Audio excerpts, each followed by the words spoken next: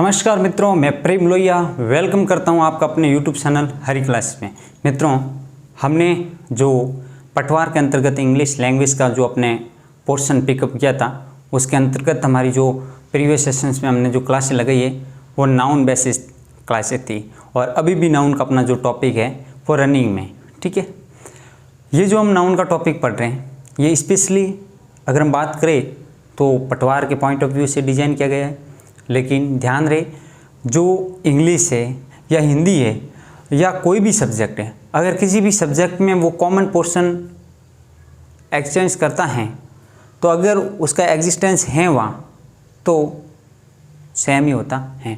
बस फ़र्क ये है कि आपको देखना है कि क्या वो पर्टिकुलर टॉपिक है, आप जिस पर्टिकुलर भर्ती की तैयारी कर रहे हैं उसके अंदर वो अवेलेबल है या नहीं, इस चीज़ का ध्यान रखना है। हम अभी जो आपको कोर्स करवा रहे हैं स्पेशली इंग्लिश का पटवार के पॉइंट ऑफ व्यू से, पटवार एग्ज़ाम ओरिएंटेड एक अगर हम बात करें तो उसके सिलेबस के अकॉर्डिंग हम बात कर रहे हैं। उसके अंदर जैसा कि मैंने बताया कि 4 टॉपिक्स है, जिनमें फर्स्ट ऑफ ऑल है comprehension of unseen passage, second है जो अपना करेक्शन ऑफ एरर्स या यूँ कह दो करेक्ट यूसेज, थर्ड और फोर्थ जो टॉपिक है वो वोकेबलरी बेसिस है, जिसमें थर्ड अपना जो टॉपिक है वो है synonyms and antonyms, and last of जो टॉपिक है वो है अपना फ्रेजेस एंड आइडियम्स।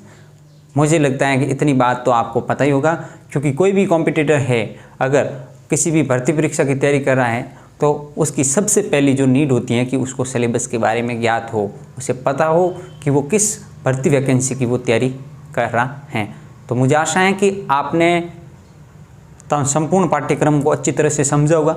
इसके अलावा जो इंग्लिश को छोड़ करके या कुछ विद्यार्थी जो सीरियस है वो इंग्लिश को भी अपना टाइम देते होंगे, लेकिन जिन्होंने टाइम नहीं दिया है उन्हें डरने की ज़रूरत नहीं है, क्योंकि मैं प्रेम लोहिया आपके साथ हूँ एंड तक, और आपको इस यात्रा को सफल बनाने में मैं मेरा भरसक प्रयास करूँगा। तो मित्रों, हम पढ़ रहे हैं नाउन, और नाउन के अंतर्गत हमने नाउन का फर्स्ट ऑफ हमने नाउन के बारे में, नाउन क्या होती हैं, उसके आइडेंटिफिकेशन क्या होती है, उनकी डेफिनेशन के बारे में और बेसिक हमने उनके बारे में इंफॉर्मेशन गैदर की। उसके दरमियान हमने नेक्स्ट सेशन में हमने बात की कि नाउन के टाइप्स के बारे में बात की, और हमने नाउन के जो टाइप्स है उसके अंतर्गत प्रॉपर नाउन, कॉमन नाउन और कलेक्टिव नाउन को प्रीवियस सेशन तक हमने कंप्लीट किया। तो इसी क्रम में आज हम नाउन का जो काइंड्स हैं वो नेक्स्ट के जो काइंड्स अपने पीछे रहे, या यूँ कह दो कि नाउन के जो टाइप्स है अगले टाइप्स के बारे में आज हम डिस्कस करेंगे और इसी क्रम में आगे बढ़ने का प्रयास करेंगे। देखिए, नाउन पर या अपने जो सेशंस है वो ज़्यादा इसलिए लग रहे हैं, रीज़न है कि नाउन अपना आप में टॉपिक वास्ट है, और अगर हम बात करें तो इंग्लिश का एक बेस है, इसलिए हमें एक एक चीज़ को समझते हुए आगे बढ़ना होगा। जल्दबाजी बिल्कुल नहीं, जल्दी कर सकते हैं लेकिन जल्दबाजी नहीं, क्योंकि जल्दबाजी बिल्कुल हानिकारक होती है। चीज़ को समझना बिल्कुल स्लोली बहुत ज़रूरी है, क्योंकि अपनी मारवाड़ी में कहावत है कि उतावलो 2 बार वड़े। केवल मतलब यूँ है कि जो जल्दबाजी ज़्यादा करता है उसको उसी टास्क पर 2 से 3 बार उसको प्रैक्टिस करनी पड़ेगी, जस्ट बिकॉज ऑफ उसमें एक लापरवाही का गुण है, वो कहीं ना कहीं पनप रहा होता है। आपने कछुए और खरगोश की कहानी तो सुनी होगी, हो सकती है वो इमेजिनरी कहानी है, लेकिन फैक्ट ये है कि वो डेली लाइफ में आपके बिल्कुल सही सूट होती है। तो मेरा आपसे यही दरख्वास्त है कि आप कंटेंट को सिस्टमेटिक तरीके से समझते हुए और एक एक चीज़ को माइंड में बैठाते हुए आगे बढ़ना है, क्योंकि जो भाषा होती है, भाषा है वो अर्जन के माध्यम से सीखी जाती है।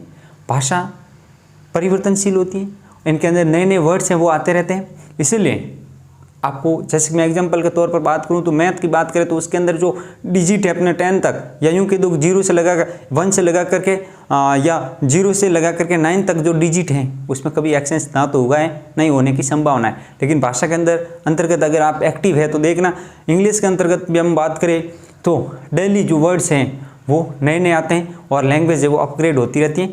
तो खैर, आपको ज़्यादा डरने की ज़रूरत नहीं है, अपने सिलेबस पर फोकस करना है और एक एक चीज़ को समझते हुए आगे बढ़ना है। ज़्यादा से ज़्यादा आपको प्रैक्टिस पर ध्यान देना है, और आप बुक्स वही परचेस करें जो ऑथेंटिक है, जो एग्ज़ाम के पॉइंट ऑफ व्यू से इम्पोर्टेंस।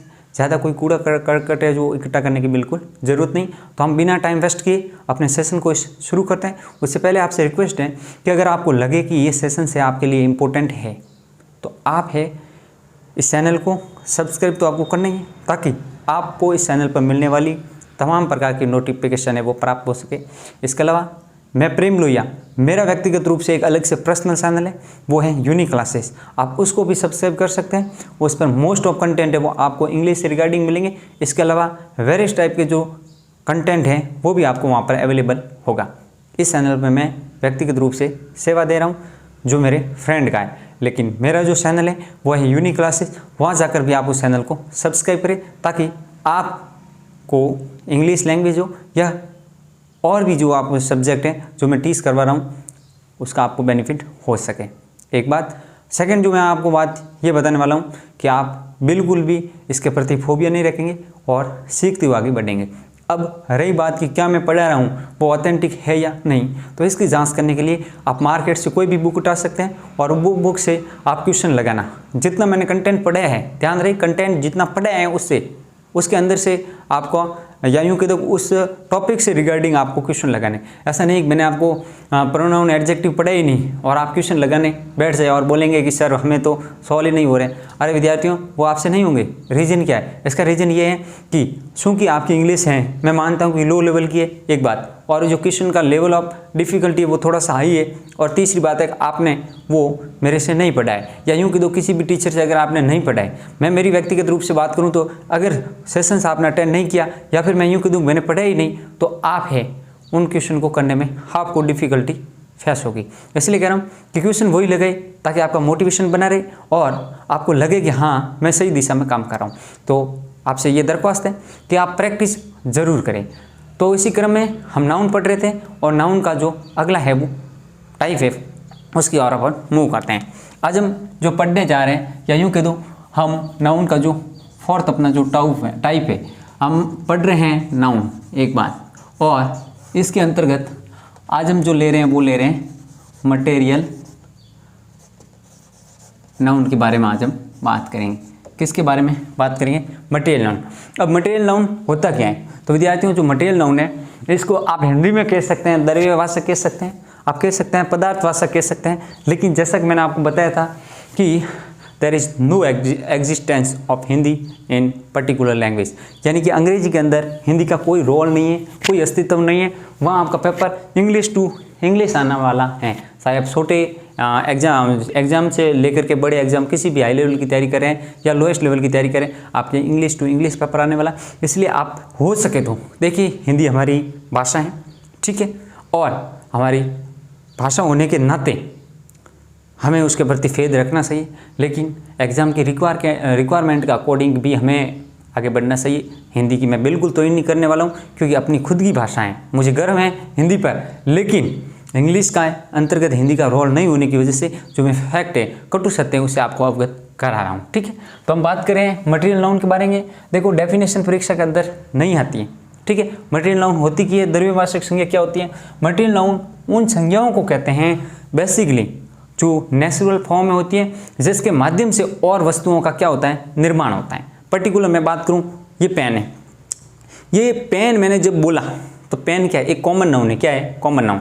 इसके अंतर्गत जो प्लास्टिक यूज हुआ है, प्लास्टिक के माध्यम से जो पेन बना है, उस पेन को हम बोलेंगे क्या?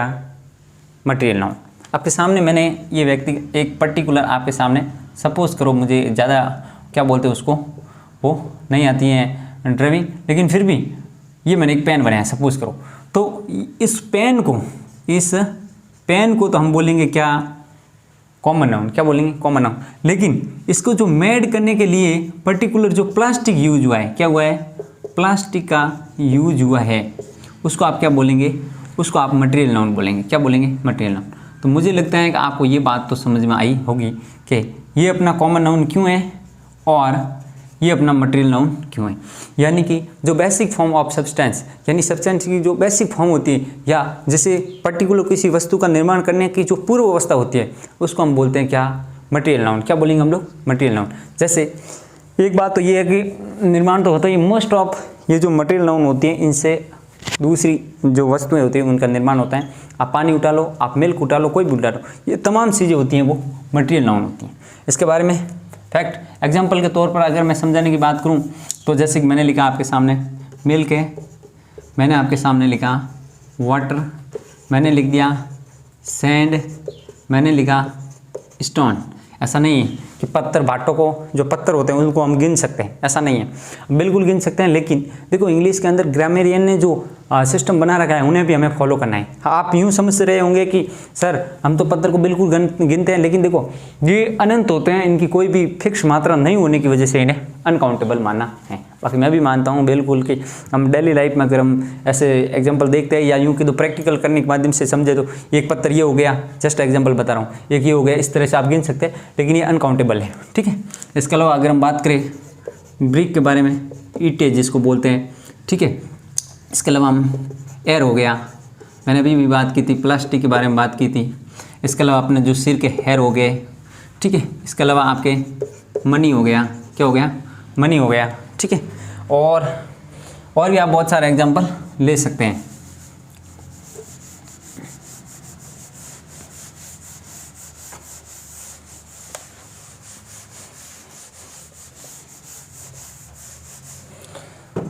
ठीक है, ये हो गया, क्या हो गया, ये हो गया। इसके अलावा आप यूँ कह सकते हैं वुड हो गया, क्या हो गया, वुड हो गया। इसके अलावा आप कह सकते हैं आयरन, लोहा, आयरन हो गया, ठीक है। इसके अलावा गोल्ड हो गया। इसके अलावा आप यूँ कह सकते हैं सिल्वर हो गया। तो इस तरह के जो पर्टिकुलर ये तमाम जो एग्जाम्पल हैं ये किसके एग्जाम्पल हो जाएंगे मित्रों, ये हो जाएगा आपके मटेरियल नाउन के। किसके एग्जाम्पल हो जाएंगे, मटेरियल नाउन। मटेरियल नाउन का मतलब होता है द्रव्यवाचक संज्ञा या यूँ कह दो पदार्थवाचक संज्ञा। हम जब प्लास्टिक उठाएंगे तो प्लास्टिक से आप पर्टिकुलर चीज़ों का निर्माण कर सकते हैं, एक बात, ठीक है। और जो एयर होती है इससे भी आर्टिफिशियल जो एयर्स होती है उनका निर्माण, एयर का निर्माण किया जाता है। मिल्क से बिल्कुल चीज़ें बनी जाती है, वाटर से, मतलब मैंने जो तमाम यहाँ पर एग्जाम्पल लिखा है उनसे चीज़ों का निर्माण होता है, या फिर उनके अंतर्गत भी चीज़ें इंक्लूड होती हैं। जैसे मनी है, मनी एक जो जिसके अंतर्गत जो पर्टिकुलर चीज़ें होती हैं, जो नोट है, मैंने बोला रूपी, क्या बोला, रूपी बोला, ठीक है, नोट हो गया, रूपी हो गया, आपके ये कॉइन्स हो गया। तो इनका मिला जुला रूप, इन सबको कंबाइंड रूप से हम मनी बोलेंगे। क्या बोलने वाले हैं, मनी बोलने वाले हैं, क्या बोलेंगे, मनी। इसके अलावा आप यूँ कह सकते हैं, आप कह सकते हैं, क्या कह सकते हैं, आप कह सकते हैं वेल्थ कह सकते हैं, संपत्ति, ठीक है, ये भी इसके अंतर्गत ही आता है। और इसके अलावा आपने सुना हुआ है राइस, चावल, ठीक है, ये भी इसके अंतर्गत आते हैं। किसी भी कोई भी प्रकार का ग्रेन वगैरह जो भी चीज़ें हैं, जो पर्टिकुलर पदार्थ हैं जिसको हम गिनने की बिल्कुल आपको लगे कि यहाँ ये गिन नहीं सकते हैं, तो वो तमाम है वो किस में जाएगी, मटेरियल नाउन। तो ये एग्जाम्पल मैंने दिया, पर्टिकुलर वर्ड्स लिखे, ठीक है। आपकी वॉकेब भी अच्छी होनी चाहिए इसके रिगार्डिंग, बिल्कुल बेसिक है, हालांकि यूँ देखे तो, ठीक है, फिर भी आपको इसके बारे में जानकारी होनी चाहिए। यहाँ से आपके जो पॉइंट है वो निकल कर आ रहा है। कौन कौन से पॉइंट है, एक तो ये है कि मटेरियल नाउन है वो अनकाउंटेबल होते हैं। कैसे होते हैं, अनकाउंटेबल होते हैं, ठीक है, एक बात। सेकंड, आप यूँ कह सकते हैं कि जो मटेरियल नाउन होता है ये सिंगुलर होते हैं, ऑलवेज सिंगुलर होते हैं। इनका कभी भी क्या नहीं बना सकते हैं, प्लूरल नहीं बना सकते हैं। होते क्या है, सिंगुलर होता है, इनका प्लूरल नहीं बनाया जाता। कंडीशन होती है प्लूरल नहीं, लेकिन उसके आगे कुछ अपन पर्टिकुलर आर्टिकल जोड़ करके क्वांटिटी को हम गिनने का प्रयास कर सकते हैं, उसकी कंडीशन है। जैसे फॉर एग्जांपल मैं यूँ कह दूँ, आपके सामने बोला मैंने, क्या बोला, आप कोई भी यहाँ से पर्टिकुलर उठा सकते हैं। जैसे कि मैंने गोल्ड उठाया, क्या उठाया, गोल्ड। आप गोल्ड को तो नहीं समझ सकते हैं, या समझ क्या मैं यूँ कह सकते, गिन नहीं सकते, लेकिन आप यूँ कह सकते हैं गिनने के लिए अगर प्रयास करें तो एन आइटम ऑफ, क्या यूज़ कर सकते हैं, एन आइटम ऑफ गोल्ड, ये आप बात है वो कर सकते हैं।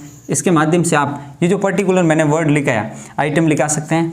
आप लगा सकते हैं पीच, क्या यूज़ कर सकते हैं, PIEC, पीस ऑफ, पर्टिकुलर मैं पीस की बात कर रहा हूँ, पीस ऑफ कोई भी चीज़, यहाँ पर अनकाउंटेबल नाउन की बात कर सकते हैं। यहाँ पर आर्टिकल ए अंदर का यूज़ कर सकते हैं। आइटम हो गया, पीस ऑफ हो गया, ठीक है। इसके अलावा तमाम प्रकार के इस तरह के जो वॉकेब होते हैं, वर्ड होते हैं, उनका यूज़ करके हम समझ सकते हैं। बात समझ में आ रही कि नहीं आ रही।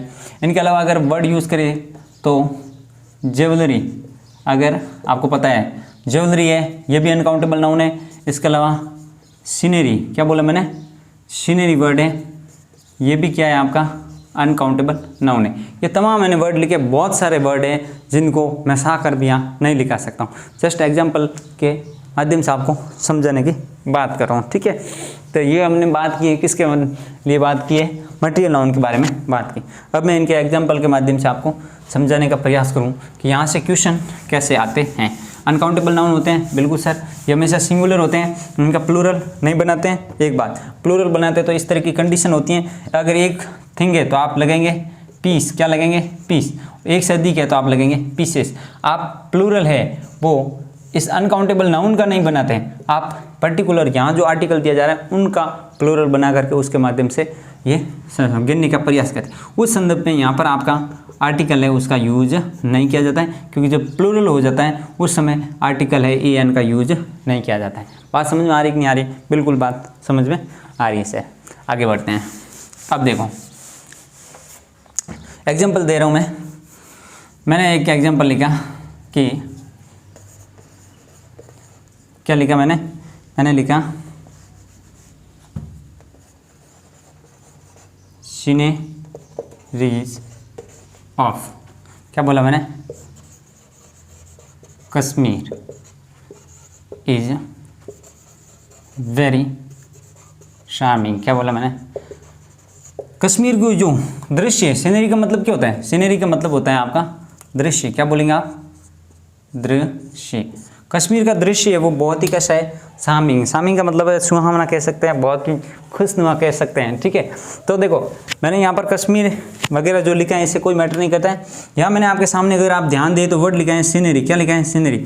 मैंने अभी भी बताया था कि सीनरी का बहुवचन नहीं बनेंगे, ये ऑलवेज सिंगुलर में होता है, क्योंकि दृश्य होता है उनको हम देखते हैं, उसके अंतर्गत वेरियस टाइप की जो चीज़ें थिंग होती हैं वो उसके अंदर मिक्सर होती हैं, या यूँ कह दूँ कि इंक्लूड होती हैं, तो इस वजह से उसको हम काउंट नहीं कर सकते। तो यहाँ पर सीनरीज ना होकर के इसको पूरा का पूरा गलत करते हुए हम लिखेंगे यहाँ पर सीनरी। क्या लिखने वाले हैं, ओनली सीनरी लिखने वाले। क्या लिखेंगे, सीनरी। ये अपना क्या हो जाएगा, राइट हो जाएगा, और ये गलत हो जाएगा। तो scenery of Kashmir is very charming, ठीक है। एग्जाम्पल और देने की मैं अगर बात करूँ, ठीक है, तो मैं यहाँ से कह सकता हूँ कि ही बॉट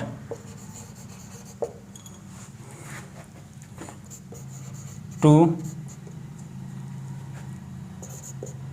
लीटर मिल्क। उसने 2 लीटर है वो क्या खरीदा, मिल्क खरीदा। अब इसको अगर एग्जामिनर गलत करने की बात करेगा तो इस तरह से वो दे सकता है। एक बात, अब देखो इसके अंदर चूंकि मिस्टेक है कि एक एक चीज़ को समझना, parts of speech, he bought second form बिल्कुल पास्ट की बात हो रही है, 2 लीटर मिल्क की बात हो रही है। तो यहाँ हमने देखा कि यहाँ तक बिल्कुल सही है, लेकिन इसका बहुवचन नहीं बनेगा। मिल्क है, मैंने बताया अनकाउंटेबल नाउन का बिल्कुल नहीं। ऐसी कंडीशन होती है जब बहुवचन बनाने की कोशिश की जाती है, लेकिन वो बहुवचन नहीं बनाते, उसके साथ में एस और एस लगाने से उसका अर्थ ही चेंज हो जाता है। जैसे छोटे स्तर पर, या मैं सपोज करूँ एक एग्जाम्पल दे रहा हूँ आपके सामने, यहाँ पर लिखा हूँ एक वुड लिखा मैंने, वुड। क्या लिखा, वुड। वुड का मतलब क्या होता है मित्रों, वुड का मतलब हम सभी को पता है कि लकड़ी होता है। क्या होता है, लकड़ी। एक बात, लेकिन जब मैं इसका वुड्स लिखने का प्रयास करूँ, क्या लिखा मैंने, वुड्स, आप सोचेंगे कि सर ये इसका है प्लूरल। क्या सोचेंगे, प्लूरल, लेकिन ये इसका प्लूरल नहीं है। इस वुड्स का मतलब होता है जंगल। क्या मतलब होता है, जंगल। तो देखो अर्थ का अनर्थ हो जाता है छोटी छोटी गलती की वजह से। इसलिए आपको एक एक चीज़ का ध्यान रखना है कि बेसिकली इंग्लिश का जो फंडामेंटल है उनको आपको ध्यान होना बहुत ही ज़रूरी है। हमने एक छोटी सी गलती की वजह से, या यूँ कह दो एस लगाने की वजह से इसका अर्थ चेंज हो गया। एग्जाम में दिए हुए आ सकते हैं एस लगा हुआ है, आप सीधा भी गलत नहीं कर सकते, क्योंकि आपको जब तक पता नहीं होगा पर्टिकुलर इस वर्ड का क्या मतलब होता है, क्या इसके पीछे एस लगता है या नहीं लगता है, ये कंडीशन जब तक आपको पता नहीं होगा तब तक आप वो व्यवस्थित तरीके से क्वेश्चन को हैंडल नहीं कर पाएंगे, ठीक है। जैसे मैं एग्जाम्पल के तौर पर बात करूँ कि द हंटर, क्या बोला मैंने, हंटर, ठीक है, हैड हिडन, ठीक है, इन वुड, ऐसा एग्जाम्पल आया, ठीक है। आगे बढ़ते हैं। When we saw him.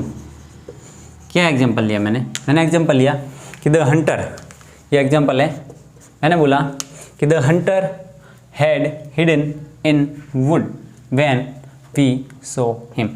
हम पर्टिकुलर फ्रेंड जा रहे थे, हमने एक शिकारी को देखा, शिकार करा था, उसके पास में शिकार के पर्टिकुलर उसके पास में टूल्स थे, तो उसके माध्यम से वो शिकार करने का प्रयास कर रहा था। जैसे ही हमें देखा तो, या यूँ कह दो हमने उनको देखा, एक दूसरे को देखेगा तभी तो वो छुपेगा। हमने उसको देखा और उसने हमें देखा तो वो छिप गया। कहाँ छिपा? सर जंगल में छिपा। तो बताओ मुझे, क्या इस वुड का मतलब जंगल है? नहीं है। इस वुड का मतलब होता है लकड़ी। अरे लकड़ी में कैसे छिपेगा? नहीं छिप सकता। तो सर वो जंगल में छिपेगा। तो यहाँ पर हमें एस सही, क्या सही है? देखो यहाँ एस की ज़रूरत थी एक बात। अब वो सामने वाला एग्जाम्पल है, आपको क्वेश्चन कैसे दे सकते हैं उसकी मैं वेराइटी बता रहा हूँ। आपको क्वेश्चन के अंतर्गत वुड्स लिखा हुआ मिलेगा, क्या मिलेगा? वुड्स। और अपन जैसी जो आत्माएं, ऐसी आत्माएं जो हमेशा भावनाओं में बह जाती हैं। कैसे बह जाती हैं? भावना में। और हम यूँ सोचते हैं कि भाई ये तो हो गया क्या गलत, क्योंकि इंडियन लोग भावुक बहुत ज़्यादा होते हैं, भावनाओं में बह करके डिसीजन लेते हैं, और भावनाओं में बह कर जो डिसीजन लेते हैं वो ऑलवेज 90% केस में वो गलत होता है। इसलिए सोच समझ कर लेना। यहाँ वुड्स अपनी जगह बिल्कुल सही है, क्योंकि सेंटेंस को पूरा पढ़ो, सेंटेंस के माध्यम से वो अपना अर्थ है वो कन्वे करता है। तो उसकी मीनिंग कन्वे करने का रीज़न है कि पर्टिकुलर सेंटेंस में उसकी क्या अवेलेबिलिटी, उसका क्या एग्जिस्टेंस है, उसके माध्यम से आप सेंटेंस को समझेंगे तो और ज़्यादा आपके लिए बेटर होगा। हंटर के हिसाब से वगैरह कि एक एक चीज़ आप जब तक नहीं समझेंगे तब तक है वो आपका कॉन्सेप्ट क्लियर नहीं होगा। ये मैं आपको एक एक चीज़ इसलिए समझा रहा हूँ ताकि आप है वो माइनर गलती भी नहीं करें, क्योंकि परीक्षा के अंदर एक एक नंबर है ना, एक एक नंबर है बहुत इंपॉर्टेंट।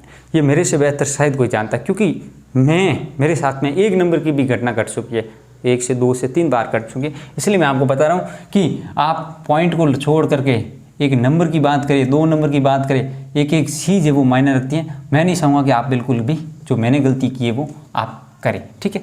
क्योंकि जब तक मैं इस चीज़ को समझता उतनी मेरे में मैच्योरिटी नहीं थी, लेकिन आज मैं आपको इतना ज़रूर कह सकता हूँ कि पॉइंट में जो नंबर आते हैं ना उसकी भी बहुत इंपॉर्टेंस रहती है। तो हमने इस चीज़ को समझने का प्रयास किया कि मटेरियल नाउन है वो क्या होती हैं, कौन कौन सी होती हैं, और हम इसको कैसे आइडेंटिफाई कर सकते हैं। अब मैं आपके सामने कुछ मटेरियल नाउन लिख रहा हूँ जो अभी भी लिखी भी थी, और उसके अलावा भी आपके सामने लिखने का प्रयास करूँगा। अगर उनमें आपको देखना है कि वो मटेरियल नाउन है पर्टिकुलर अभी क्या भाई उसको आप गिन सकते हैं या नहीं गिन सकते हैं, क्या वो मटेरियल नाउन है भी या नहीं है। जैसे कि मैंने आपके सामने लिखा, क्या लिखा? मैंने आपके सामने लिखा आपके सामने गैस लिखा। क्या लिखा? गैस लिखा, ठीक है। मैंने लिखा एयर लिखा, मैंने लिखा वाटर, ठीक है। तो इसके अलावा मैंने अभी एक वर्ड लिखा था सीनरी, ठीक है। इसके अलावा मैं कुछ ऐसे वर्ड भी लिख रहा हूँ जो आपको लगे कि भाई ये मटेरियल नाउन है भी या नहीं। तो एक काम करते हैं, ये जो चीज़ें मैंने पहले आपको डिस्कस कर दिया, अब हम इसको टॉपिक को एक नया नाम देकर आगे समझेंगे, उस समय आपको और समझ में आएगा। फिलहाल हम जो समझ रहे हैं वो समझ रहे हैं एक मटेरियल नाउन होता क्या है, और इसको हमने एक स्तर पर व्यवस्थित तरीके से समझ दिया है, ठीक है। तो हमने बात की मटेरियल नाउन के बारे में, और मटेरियल नाउन को एग्जाम्पल के माध्यम से हमने समझने का प्रयास किया कि उसका है। अब इसमें कॉन्सेप्ट ये रहता है कि मटेरियल नाउन को एक्सचेंज करने पर कैसे, जैसे कि ये जो वुड है, इस वुड का मतलब क्या होता है, और इसके पीछे वुड्स बनाने से इसका मतलब क्या होता है। एक वर्ड है आपके सामने वाटर, क्या आया? वाटर। सेम कंडीशन यहाँ पर भी फॉलो होती है। अगला मैंने वर्ड लिखा वॉक, क्या लिखा? वॉक। एक वर्ड हमने लिखा वॉक्स, और एक हमने लिखा वॉक्स। क्या सर दोनों सेम लिख दिया आपने? कहीं गलती तो नहीं हुई? बिल्कुल विद्यार्थियों गलती नहीं हुई, मैं एक एक चीज़ आपको समझाने का प्रयास कर रहा हूँ, ठीक है।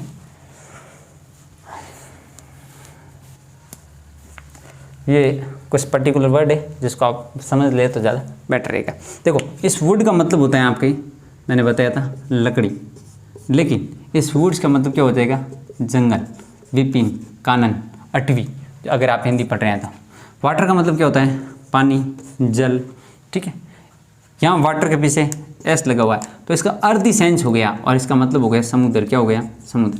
इस तरह से आपको समझना बहुत ही जरूरी है। इस वर्क का मतलब हो जाएगा आपका कार्य, काम, टास्क, पर्टिकुलर।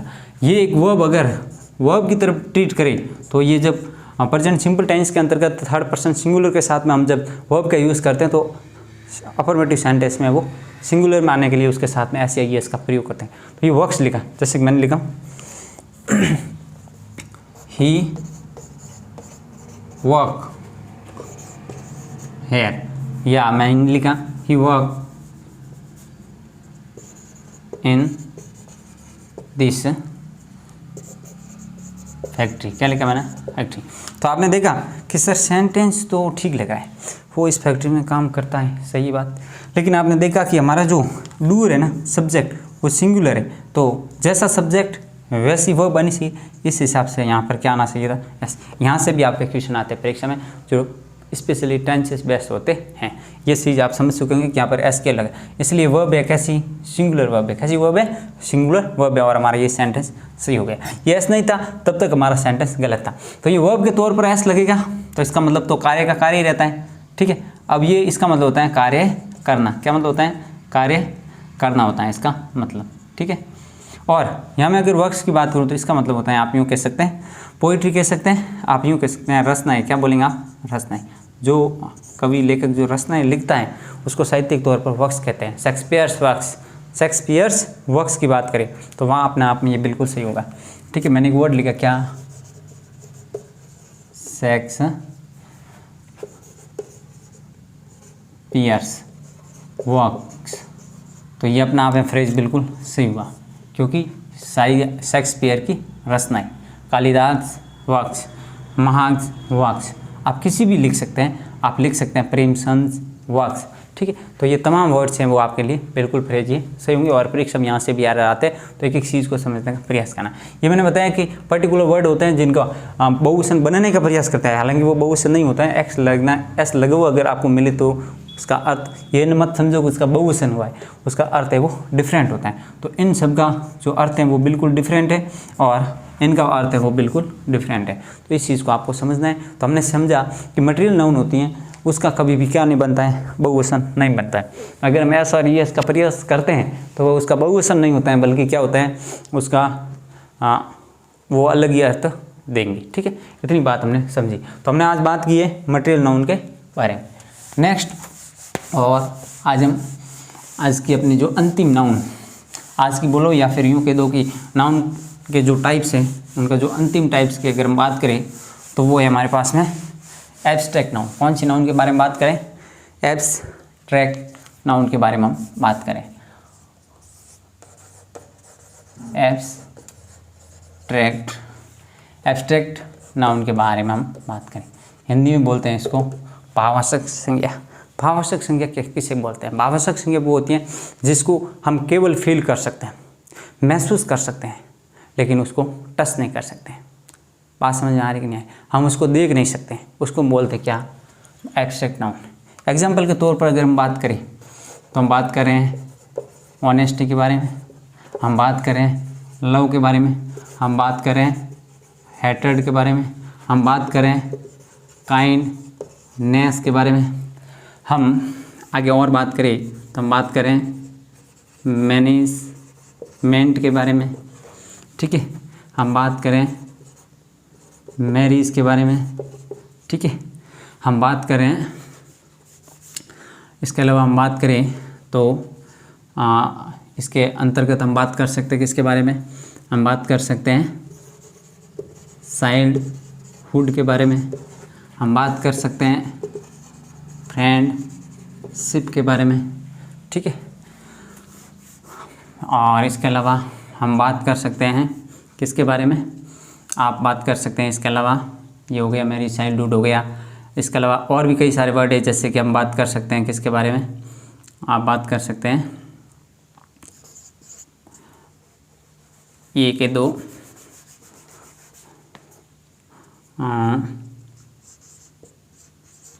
एडोलसेंस के बारे में बात करें हम, एडोलसेंस जिसको हम बोलते हैं किशोर अवस्था, ठीक है। तो ये तमाम जो वर्ड हैं, ठीक है, बात करें हम मैरीमेंट के बारे में, बात करें हम एंजॉयमेंट के बारे में, ठीक है। इसके अलावा ये तमाम जो वर्ड हैं ये जो भी मैंने वर्ड्स लिखे, इसके अलावा बहुत सारे वर्ड्स हैं जिसको है वो किसके अंतर्गत रखते हैं, एब्स्ट्रैक्ट नाउन के अंतर्गत रखते हैं। तो आपने देखा कि एब्स्ट्रैक्ट नाउन क्या होती हैं।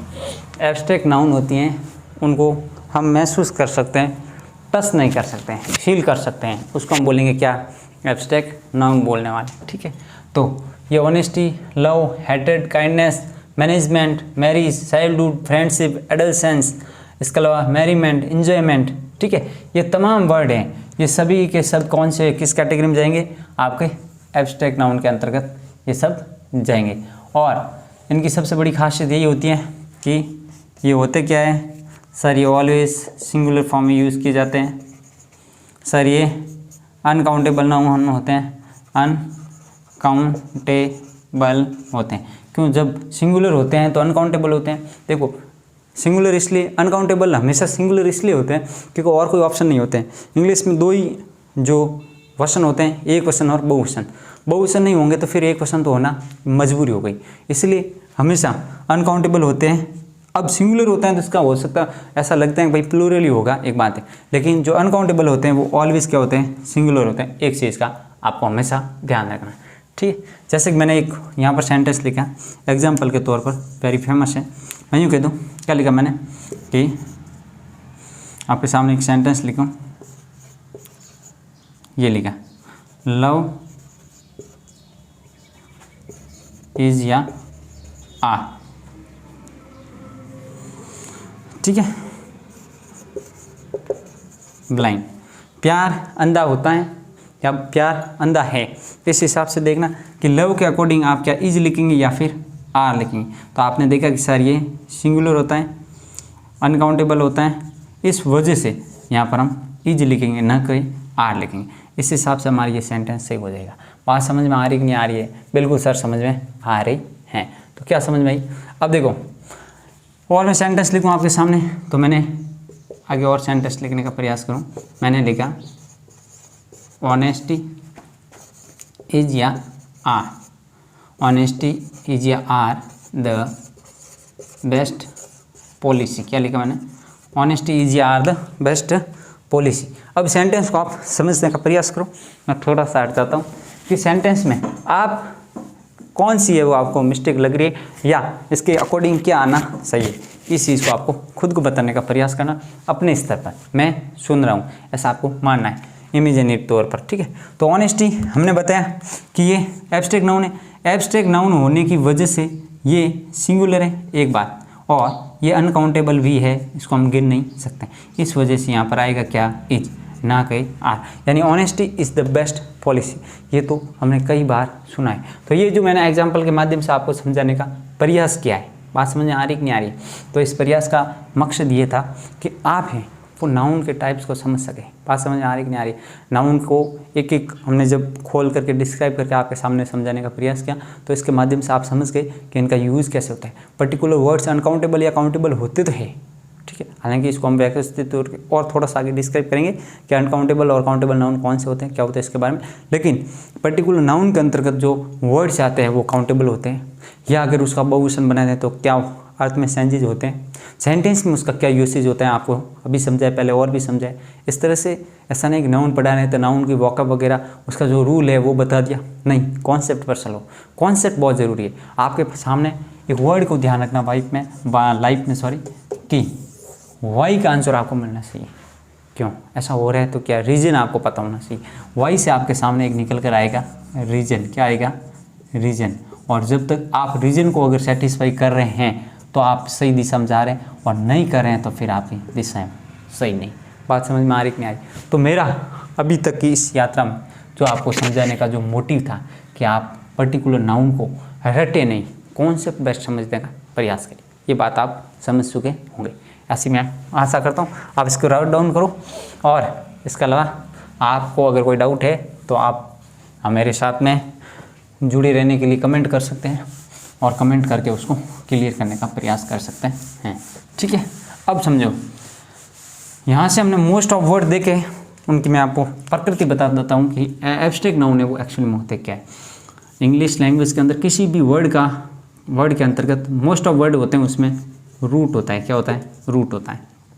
ऐसे वर्ड होते हैं जो अपना आप में रूट होता है, यानी कि उसका आगे पीछे कुछ नहीं लगता है। मैंने एक वर्ड लिखा था लव, इसमें क्या रूट है? कुछ नहीं सर, अपना आप में ये वर्ड है, अपना आप में ये वर्ड है।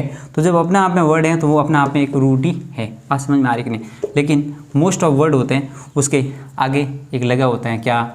सफिक्स। क्या पीछे क्या लगा होता है? सफिक्स। और आगे होता है फ्री फिक्स। देखो प्रीफिक्स, प्रीफिक्स का मतलब होता है पहले, सफिक्स का मतलब होता है बाद। तो रूट से जो पहले लगता है उसको बोलते हैं प्रीफिक्स। मीन्स हिंदी में बोलेंगे हम लोग उपसर्ग। क्या बोलने वाले हैं? उपसर्ग। और जो बाद में लगता है उसको हम बोलते हैं सफिक्स, यानी कि प्रत्यय। क्या बोलने वाले हम लोग? प्रत्यय। तो ये वाला जो कॉन्सेप्ट है, इस कॉन्सेप्ट बेस पर एक टिकी हुई नाउन कौन सी? यहाँ से 90% या यूँ कह दो 99% जो नाउन्स है वो इस बेस पर उड़ती है। मैंने आपके सामने एक वर्ड लिखा था, या अभी लिख कर बता रहा हूँ, इन्जॉय। इसके पीछे मैंने लगा दिया मेंट। ये मैंने क्या लगाया? तो आप बोलेंगे सर ये जो मेंट आपने लगाया है ये आपने सफिक्स लगाया। क्या लगाया? सफिक्स। बात समझ में आ रही कि नहीं आ रही? तो इस हिसाब से आप समझ रहे होंगे कि एक वर्ड लिखे हुए हैं आपके सामने मैरी, ठीक है, मैरी लिखा, इसके साथ में मैं एज लगाया तो यहाँ से एक वर्ड निकल कर आ जाएगा। और थोड़ा सा इसमें संशोधन करना पड़ेगा, ठीक है, ये इंग्लिश की रिक्वायर है। तो यहाँ से वर्ड निकल कर आएगा क्या? मैरिज। कौन सा वर्ड आएगा? मैरिज, ठीक है। और यहाँ पर भी ये सफिक्स का ही खेल है। तो आप ये समझ चुके होंगे कि पर्टिकुलर वर्ड के साथ में सफिक्स या परफिक्स लगाने से वर्ड्स में चेंजेस जो लाए जाते हैं वो मोस्टली कौन सी नाउन में लाए जाते हैं? एब्स्ट्रैक्ट नाउन में। और एब्स्ट्रैक्ट नाउन होती क्या है? अनकाउंटेबल होती हैं और ये ऑलवेज सिंगुलर फॉर्म में यूज़ की जाती हैं। तो मित्रों आज हमने समझने का प्रयास किया कि जो नाउन होती हैं वो 500 टाइप को हमने व्यवस्थित तरीके से समझने का प्रयास किया। और इसके अलावा हमने देखा कि नाउन के अंतर्गत हम उसको सेंटेंस में कैसे ढाल सकते हैं। हो सकता है मेरा विचार है कि एक छोटा सा और जो इसके अंदर सब टॉपिक है उसको भी साथ में क्लियर करें ताकि आप है वो व्यवस्थित तरीके से समझ सके। और वो आज हम लड़ाई करवा रहे हैं काउंटेबल और अनकाउंटेबल के बीच में, कि काउंटेबल क्या होते हैं और अनकाउंटेबल क्या होते हैं। अभी हालांकि मैंने आपको बता दिए, आपको थोड़ी आपकी वॉकैब भी क्लियर हो जाएगी और आपको कॉन्सेप्ट को भी समझ पाएंगे। हम बात करें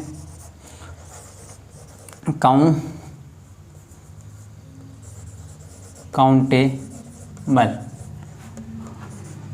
और वर्सेस हम बात करें अनकाउंटेबल के बारे में, अनकाउंटेबल के बारे में बात करें क्या होते हैं। तो मैं काउंटेबल गणनीय, हिंदी में आप क्या बोलेंगे? गणनीय। और इसका मतलब होता है अगणनीय। जिसको गिन सकते हैं वो होते हैं काउंटेबल और नहीं गिन सकते वो होता है अनकाउंटेबल। अनकाउंटेबल हमेशा सिंगुलर होते हैं। एक चीज़ का आपको ध्यान रखना है, क्या होते हैं? सिंगुलर। और ये दोनों होते हैं, सिंगुलर भी होते हैं, प्लूरल भी होते हैं। यहाँ से मैं एक एग्जांपल दूँ, मैंने लिखा बॉय, क्या है? आप बोलेंगे सर ये सिंगुलर है, इसका मैं बहुवचन क्या बनाऊँगा? बॉयज़। अब ये क्या है? आप बोलेंगे सर प्लूरल है। तो मैंने अभी बात की सिंगुलर प्लूरल दोनों होते हैं। इसकी मैं बात करूँ तो यहाँ पर मैंने लिखा आपके सामने वाटर। आप बोलेंगे सर मैंने वाटर्स बना दिया इसका बहुवचन। मित्रों ये इसका वाटर्स बहुवचन नहीं है, इसका सेंस अलग है, ये हमेशा सिंगुलर ही में ही रहता है। तो मुझे लगता है कि इतनी बात आप बिल्कुल समझ गए होंगे, ठीक है। तो फिर आगे बढ़ते हैं और अगली हम बात को सुचारू रूप से समझते हैं। कुछ आपके सामने वर्ड्स लिख रहा हूँ जिसको आपको पहचानना है कि कौन सा है वो काउंटेबल है वो और कौन सा है वो अनकाउंटेबल है, ठीक है। ठीक है सर, मैंने आपके सामने वर्ड लिखा स्टोन, मैंने लिखा आपके सामने पेन, प्लास्टिक, ठीक है, पेपर, कॉफ़ी, टी, वाटर, ठीक है, स्टार, सन, मून, ठीक है। मैंने लिखा आपके सामने सीनरी, मैंने लिखा ज्वेलरी, मैंने लिखा गोल्ड और लिखा सिल्वर और लिखा मैंने आपके सामने कॉपर, ठीक है, और लिखा मैंने आपके सामने आयरन।